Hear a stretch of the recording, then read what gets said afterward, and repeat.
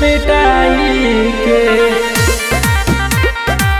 ससुरा से दौड़लिया जोग सोना सिनुराया पन मिटाई के ससुरा से दौड़लिया जोग सोना सिनुराया पन मिटाई के सिनुराया पन मिटाई जा ससुरा से दौड़लिया जोग सोना सिनुराया पन मिटाई के कोई भले पूछू कहतौ गे सोना लेबो हमें अपनाई गे ससुरा से दौड़लिया जोग सोना सिनुराया पन मिटाई के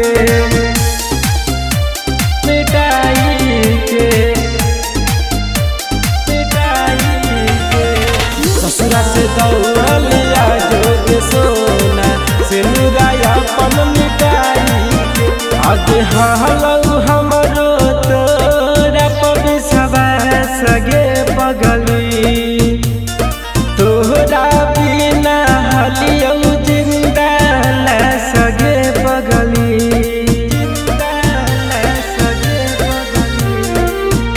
आगे हालौ तोरा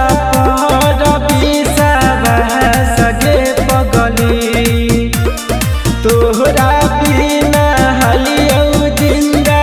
ला सगे बगली एक साथ खइबौ साथ बचनवा जिंदगी भर निभाई के ससुरा से दौड़लिया जोग सोना सिनुराया पन मिटाई के ससुरा से दौड़लिया जोग सोना लेबौ हम अपनाई गे मिटाई के ससुरा से दौड़लिया जोग सोना सिनुराया पन मिटाई के हग तिल तिल याद दिलाबो हालो तोरा गे पगली गेहनी जब से हमारा के छोड़ गे पगली बड़ी दुख रहता है बाबू